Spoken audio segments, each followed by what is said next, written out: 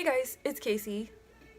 I wanted to review really quickly with you guys how financial aid works whenever you are adding and dropping classes at this point in the semester.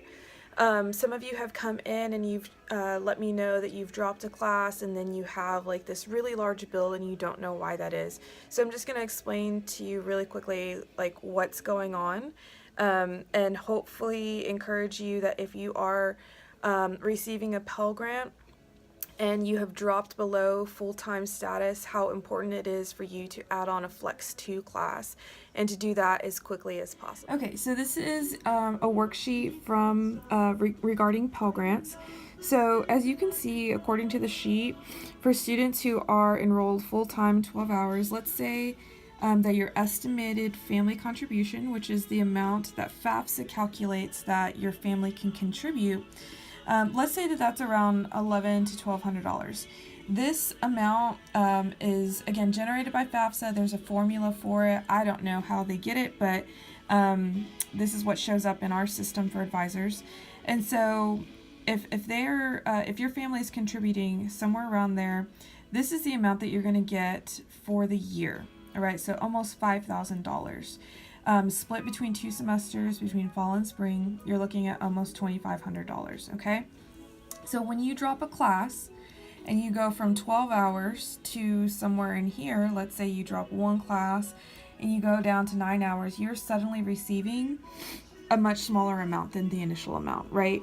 So you can see that one is $3,700, which would actually mean that you're then going to get $1,800 per semester. So you may suddenly, think to yourself, well, wait a second, a class at SAC is $99 an hour, so at the most, if I drop a class, I'm only having to pay $300. That's not the case if you're on financial aid, right? As we just saw. So you would be going from receiving $2,400 to $1,800. So your bill would then be around $600. So that's why it's really important for you guys, again, if you're dropping a class, to add on a Flex 2 class, because then what'll happen is that 3-hour class, up until February 11th, I should go ahead and write that out. February 11th is the date that students go from receiving 70% of their tuition down to, I believe it's 30, maybe 25 to 30% back, okay? So that means that you're going to be receiving 70% of the $100 per hour, right? So we'll just say that a class is around $300 if it's a 3-hour class. You would get 70% of that back to apply to the Flex 2.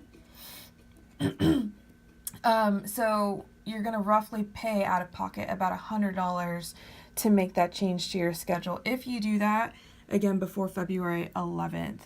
So I encourage you guys to do that as soon as possible for those of you who have made the drops. If you have any questions, obviously feel free to reach out to me.